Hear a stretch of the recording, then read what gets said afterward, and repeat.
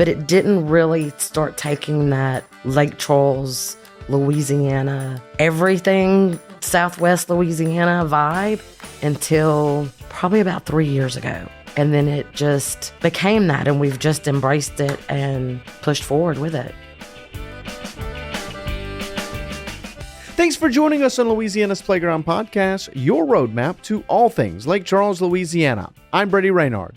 And I'm Jillian Corder, and we're excited to bring you the authentic stories and experiences of Southwest Louisiana. We've got all the tools you need to build your own personal Lake Charles itinerary. A terrific show coming up for you. Episode 82, we chat with Melissa Buxton over at Bux Kajun Korner Market. A nice little, it's hard to kind of put it into a box with what they offer, right? No, it is in fact out of the box. So whether it be cool artisan gifts, just a quick bite to eat, and everything in between that on the spectrum, they've got it there. A great conversation as we talk, obviously, her shop, and then downtown and what it means to be Lake Charles first and downtown first. A really fun conversation.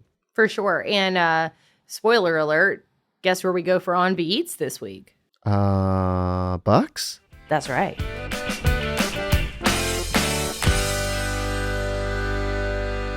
So let's dive right in. We'll talk a little bit about kind of the restaurant itself, but not too much about the store because we'll talk plenty about that. As far as the restaurant, they've kind of got it tucked away in the back. It's a nice little cozy. It's like 2 or 3 little tables right next to bistro sets. which will next to what will soon be their kind of deli section there. I think they'll have there, which will be really nice. But it's really cool. It's just a nice little soft environment. They'll bring out the food to you. You tell them what you want, as you would, any other restaurant on the planet. But it's a nice little cozy right there in the back. Yeah. Bux has become really known for their plate lunches because they're so delicious. And of course, we dive into that with Melissa and we talk more about these recipes and how she developed them. And they're really familial and they will be to you too, sure. I think. If you head over there for a plate lunch, or whether you're taking it to go or you're eating it in-house, you will find that little sense of nostalgia, I think, for sure. It feels, because it's a homemade meal, and it feels like that. It feels like it's your mom's or your mama's cooking, and the types of things they would make as well, right? So like we went and it was chicken spaghetti day. Yep. And it's so cheesy. It's a thick cream sauce. It's a little spicy. Lots of chicken. Just overall, a very tasty spin on chicken spaghetti. It is. It's a really good take on chicken spaghetti. Really flavorful. And like I said, it kind of transports you back to something that you remember from childhood. I don't know that I've had a chicken spaghetti this good since I was a kid, right? I don't. First of all, you don't see it served everywhere, and you don't you don't have that option. Not a lot of people are doing that as a plate lunch right now. So it was great. It was delicious. Like you said, creamy, cheesy. It had some real personal touches to it. For just a split second, though, let me pause and talk about the plates. If you'll let me. Thank you. Yes. So this is all served to you. If you don't get it to go, which is really nifty, by the way, if you work downtown and you're walking over, grabbing a to-go box, of Would you know that from experience? I know that from so much experience.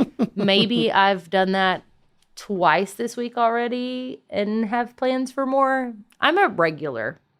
Like when I call, they're like, "Hey, Jill." Yeah. Like they know First it's name me. basis. Yeah, they know it's me. And So, but anyways, when you go and you actually dine in, it's served to you on like artisan plates. So these are homemade local artists that make the actual plates that it's being served on, which is really cool and such a unique touch, which by the way, you can buy there at Bux Corner Market. And it is so homemade that it's a potter. It's not just an artist, Jill. They're called potters. That's this. Yes. That is the specific type of art. Yeah. So they're that good that they're beyond just being an artist.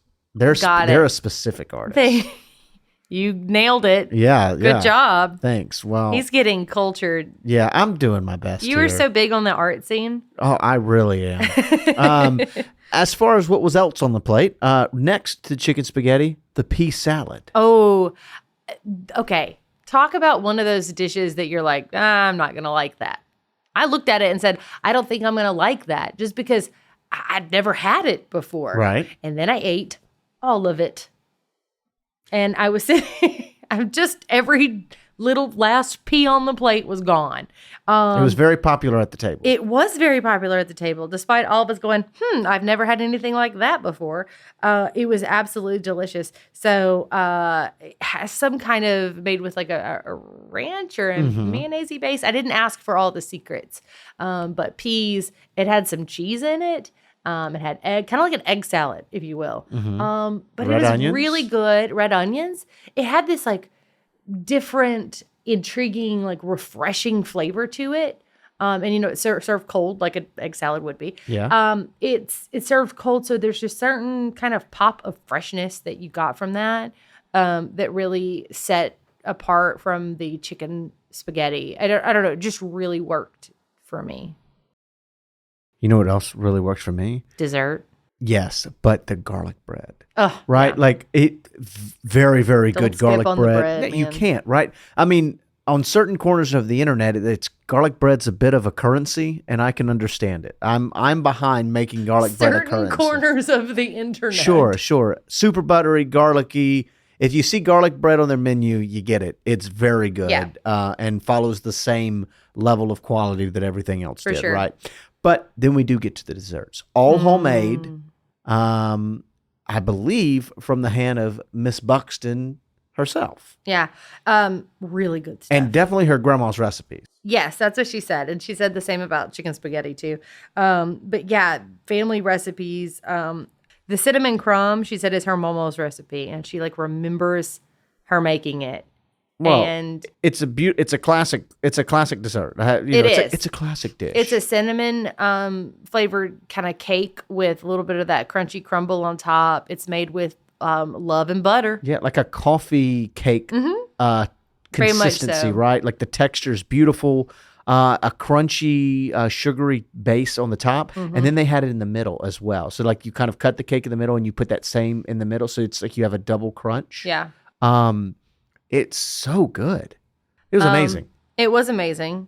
It was almost as good Oh, as the pecan praline bananas Foster. That weird because I wasn't expecting it. I unwrapped it thinking pecan praline and didn't know about the banana.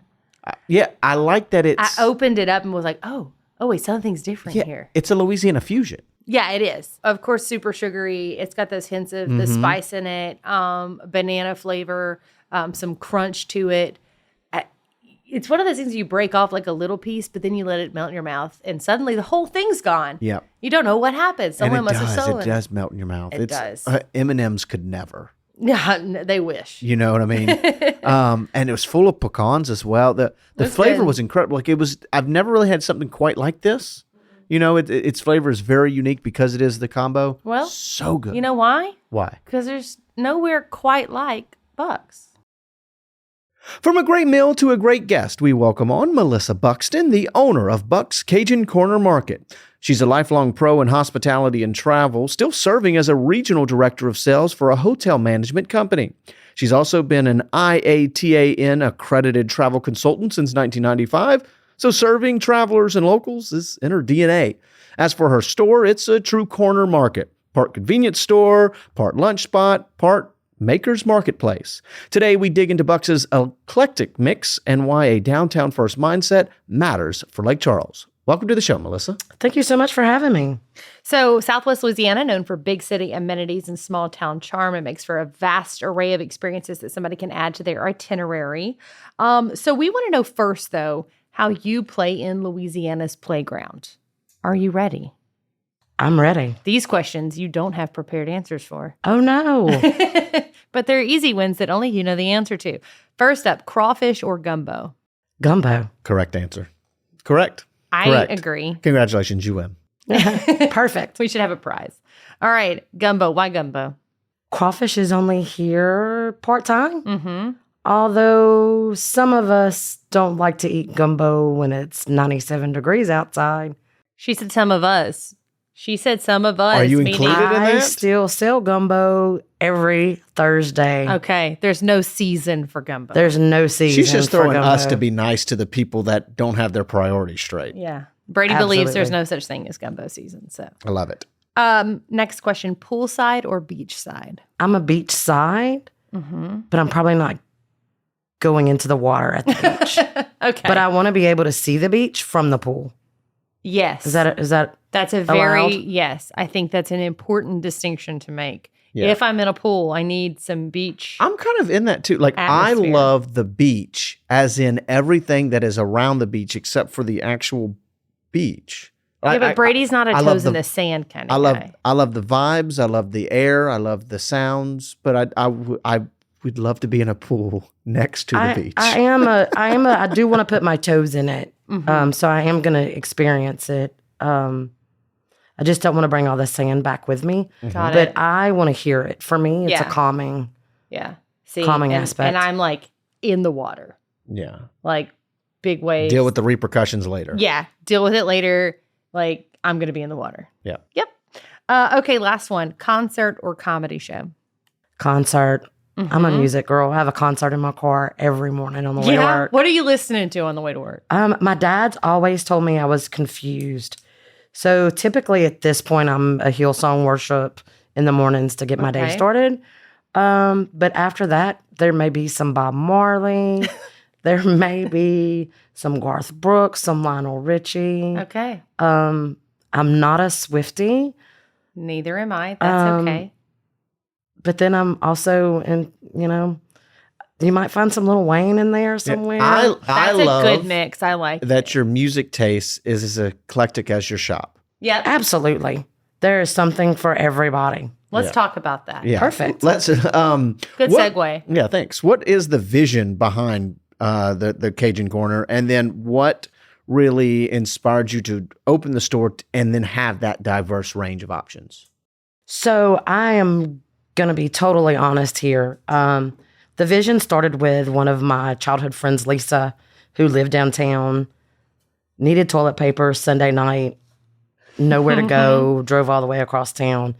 And Key's Pawn Shop had been empty, vacant for several years. So she saw a need and started.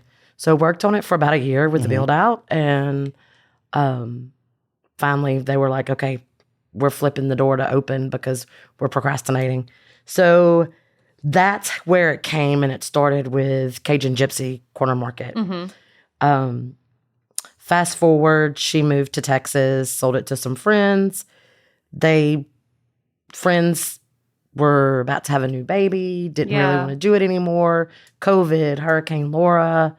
And I had been a part of the store since 2018, since it had opened. So it was kind of a perfect opportunity. Let's do it, because we hated to see it close. Because it does fill a need more than just Absolutely. being able to get a loaf Yeah. of bread. It's more, so much more than that. So we stepped in, and here we are. So I don't think so. The vision of having the local vendors started in 18, but it didn't really start taking that Lake Charles, Louisiana, everything Southwest Louisiana vibe until probably about 3 years ago. And then it just became that, and we've just embraced it and pushed forward with it. I'm guessing, and I guess for our listeners who've never visited the corner market before, it truly has everything in there. So yes, your convenience store staples that you need, right? Plus great food, which we're going to talk about in a little bit, but great food and all of that. I've bought, because you know me, every time I go in, I have to buy something on top of the meal I'm getting there. So I have my crawfish earrings that I love. I have my Saint Renard, Saint Rena framed fox that I bought there. I've got soaps that I've bought from you guys. I mean, a little bit of you have everything. Yes. I'm assuming that when one artist comes in and says, "Oh, you sell this? Well, hey, I've got that too."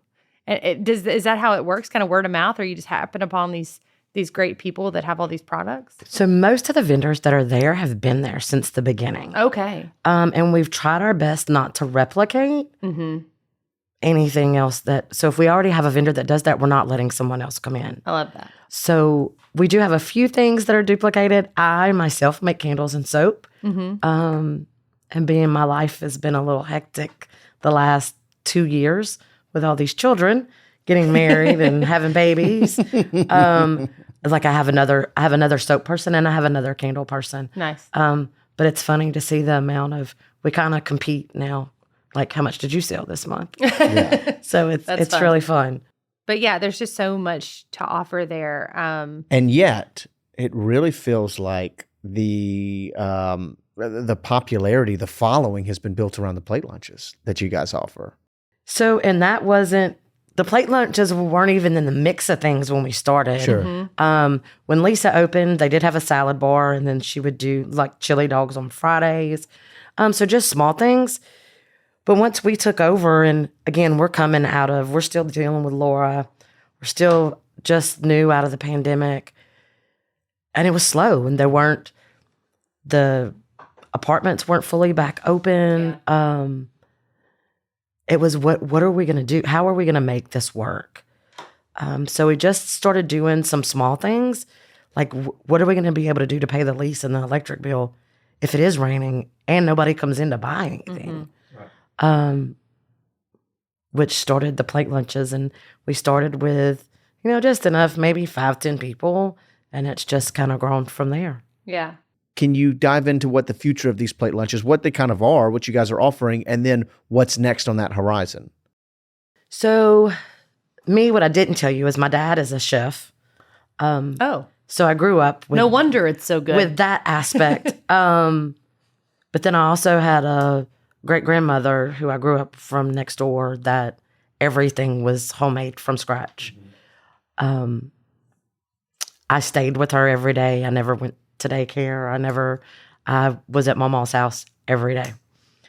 So learning that aspect from her and then the technical aspect from my dad as a chef is kind of where we're meet in the middle. So it started as more of something home cooked, homegrown that you couldn't really get anywhere else. But we also didn't want to do anything that anyone else was already doing downtown. So we started out with chicken and dumplings is probably a staple for us. I think there may be 1 or 2 other places in town that serve chicken and dumplings. So, but probably not the way that we do. Like we roll out with a rolling pin, and it sometimes, now that we've gotten up to the point that we are, it's pretty tough to roll all those dumplings out. Take some time. But I've truly, I have the absolute pleasure of working just around the block from you, and so myself and my colleagues are there pretty often picking up lunch, and we've just never had a bad meal, right? Like, it's always so good and so spot on. And there is something really homey, nostalgic about every lunch that, like you said, it can't be replicated easily unless you call up grandma to make you something at home, right? Absolutely. Like, it really is so, so good. My worst day is when I call and say, I need the Cajun pasta, and someone says, oof, we're out. Yes. But that's so good because you guys are selling out of plate lunches. We are. And so we're trying to get where we're cooking more so we don't have that problem. So it is a good problem to have. But I hate to tell someone no. Like, it's just not in my DNA for that. But I think that tells you all about how good it is that you've got the demand there downtown. Absolutely. And I think it's more, the new generation doesn't want to have to get in a car and drive. Yeah. So the young adults that we're seeing now in downtown, that's it for them. So it's so diverse because we do have the senior apartments at Magnolia Heights that a lot of them don't drive. And then we have the new Woodring apartments that there's a lot of elderly there, and some that don't have the means to have a vehicle. So I think we're kind of feeling a void for a lot of that, because there's not a grocery store, and we do have the Dollar General and Walmart that are a mile or so away, but if you just didn't grab sugar or a loaf of bread, then we're just right there. Yeah. Or just a quick sandwich at work, and you've got a deli section taking care of people too. That's what I was going to say. Speaking of sandwiches, a 4-letter word that you guys might know something about soon. DELI, deli. Deli. I mean, I could spell delicatessen, but that's way long. I will let the cat out of the bag here.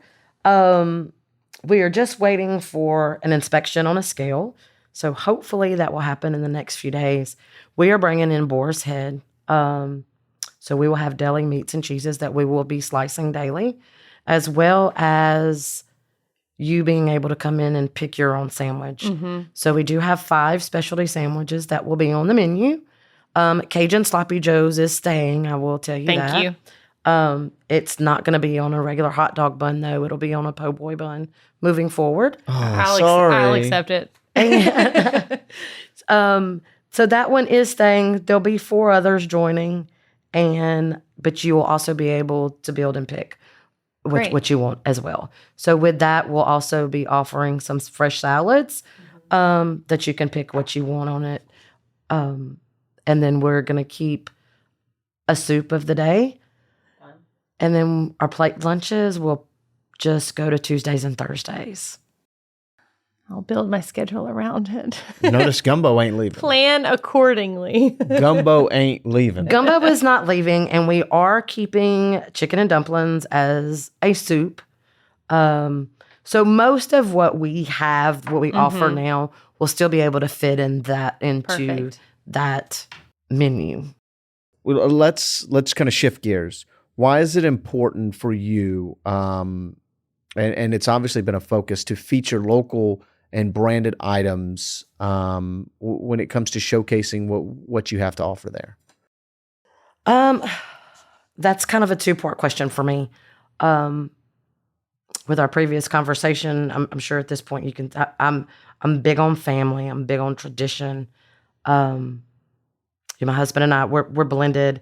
We have 7 kids, and so there was one thing that we wanted to make sure that our kids had a culture and they had traditions, and not on my side, but my husband's side of the family.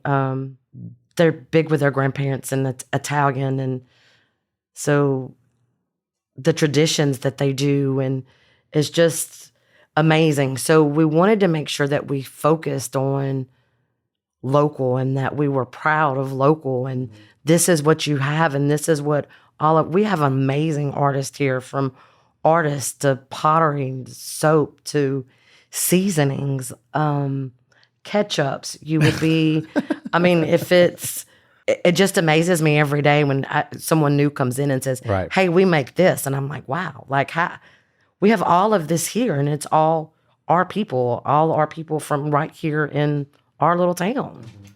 So we wanted a place that they could be able to showcase every day, not just at a farmer's market or not just at an annual Christmas event, but something where they had a space where they felt like family, where they could be proud of a store that they were featured in. Sure. So now this is kind of a fun one, a little bit of an exercise. When people come in, what's the first thing they say and what's the first thing they pick up?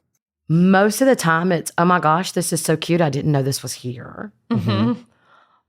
2 different things that they normally pick up. One is we have some shirts that say, call me Lanyap because I'm a little extra. I have a coffee mug with that on it. So that usually attracts attention. Most tourists don't realize what Lanyap is. So that's what they're going to ask. Sure. What does this mean? Like an Iape. And then the second thing is we have these happy little voodoo dolls. And that's usually the second thing that they pick up. But everything from really cute, handcrafted, you can tell, home decor to art to jewelry. Mm-hmm. Everything that you could think of. It is the perfect gift spot to me to walk in somewhere and say, I'm going to get something they've not, that, you know, if a person's got a birthday coming up that they've not seen before, they do not have this, walk into your shop. Absolutely. Yeah. Unless they've been there, they don't have it. I like that. So, and I love that you were talking about filling a need in a couple of different ways there. And so you've talked about tradition and local and really being kind of Lake Charles first. Why do you think that a thriving downtown, and I know you think this way because of the way that you're operating, the way that you've talked about it, why do you think that having that mindset and that thriving downtown, why do you think it's important for the city in terms of really its identity? Oh, are you ready for this one? Did I open a can of worms? Yeah. She brought notes. Downtown should be the heart of Lake Charles. It's that way in any other major city. Representing the history, the culture, richness, the resilience. And again, I'm proud. I'm a proud person of my city, and so I want to be proud, and I want that identity there. So we are proud of our city and what we've overcome and what we continue to overcome. So a lively downtown reinforces that local pride and a shared sense of a place and belonging. You know, it's just been a little over a year that, you know, now we actually have historic buildings and landmarks that are located downtown. So revitalizing that area helps preserve our city's unique architectural and cultural identity. Where we're coming with the bridge and how things are going to be routed, like downtown will be our first impression for tourists. So a vibrant, a walkable, a welcoming downtown enhances our city's appeal, encouraging longer stays and repeat visits. I can't tell you how many people, and this is hats off to Visit Lake Charles, that we get every year, especially more so in the summer, I would say, with the ball teams that are coming to play. And it was like, oh, we were here last year, or we were here before last, and we wanted to come see what was new. And, you know, they just love downtown, and, you know, Luna and Tio Juanita's and Stellar Beans and Cotton's Hamburgers. So it's just, they want to come back and they want to enjoy. But then they'll tell it like, nowhere else we've been is this hospitable. Like every store we walk in, someone speaks and, hey, how are you doing today? Or I had a lady a couple of months ago tell me that she has been fussing at her son because he says y'all all the time. And she said, so he goes back to school and the teacher's like, we don't even know what this word is. So she had to explain to him, well, they had played a tournament here for 2 weeks and Caught on. That was long enough. Caught on. That was long so enough. now he's all about y'all. So I guess that's it for me. I think especially for us on the corner of that Ryan and Broad Street intersection is the perfect place for festivals, markets, cultural events, and just to foster some community engagement. How do we keep that going? You know, there's a huge bounce back right after the storms. Everybody's focused on getting back to not only where we were, but going beyond that. How do we keep that momentum going? I think that starts at the top. I think that starts at City Hall. I think we have some great vision. I think we have some great people in place at City Hall. Not that I don't think that we didn't have that previously. We work a lot with Parks and Recreations, Community Services. So it's pulling that. I think a lot of things have been so divided.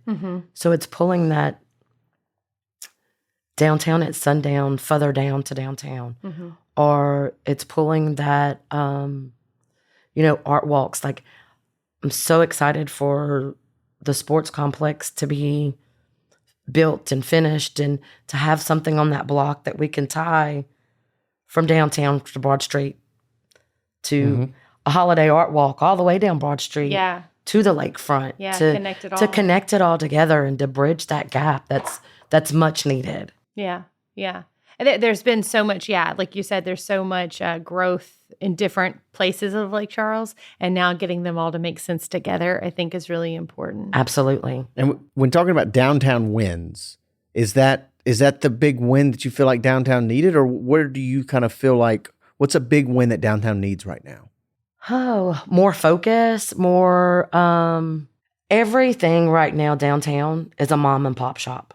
And people are probably going to get so tired of hearing me say this because I say it all the time. I get, not just me, everybody downtown, we get 2, 3, 4, 10 people a day asking for a donation, whether it be a basket, whether it be just an item to add to a basket, whether it be to sponsor little Timmy's baseball team or little Susie's dance class.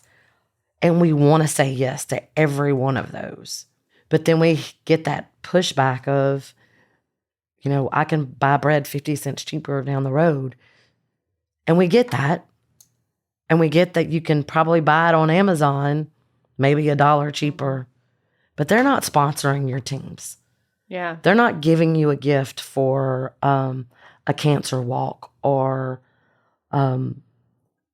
just a church mission trip, or and for us, we love doing that. And I love getting the cards and with a picture there's a camp from my hometown that we sponsor every year.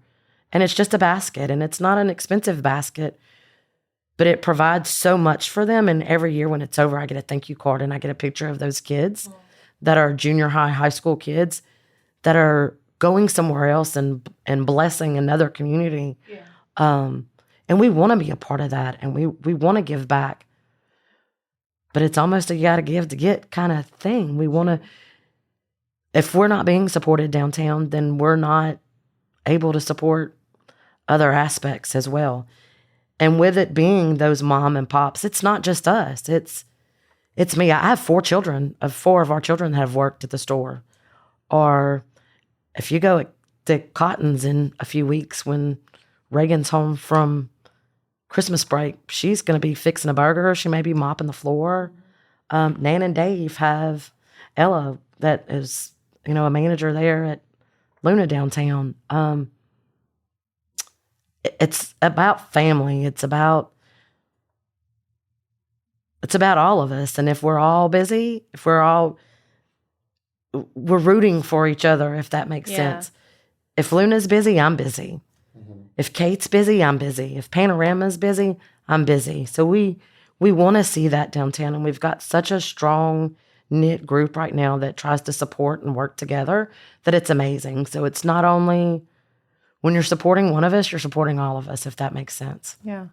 Yeah. Even just a trip downtown, this weekend, was it Saturday morning, I woke up and said, okay, I'm going back to the fair, the vintage shop. And I said, I'm going to get the mirror that I'd been staring at for long enough.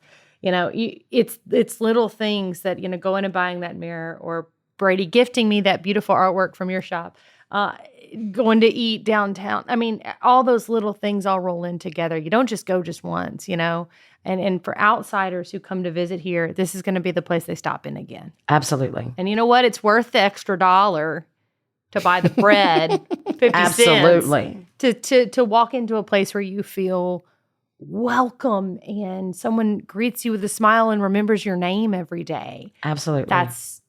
Nothing beats that. You can't put a price on that. I agree. I agree. And so look, let's wrap up this conversation because I kind of like where we're at here. Another kind of exercise, if you will, a community event. If you could have one outside your store, what kind of community event would you host? Oh my goodness. I've thought about that.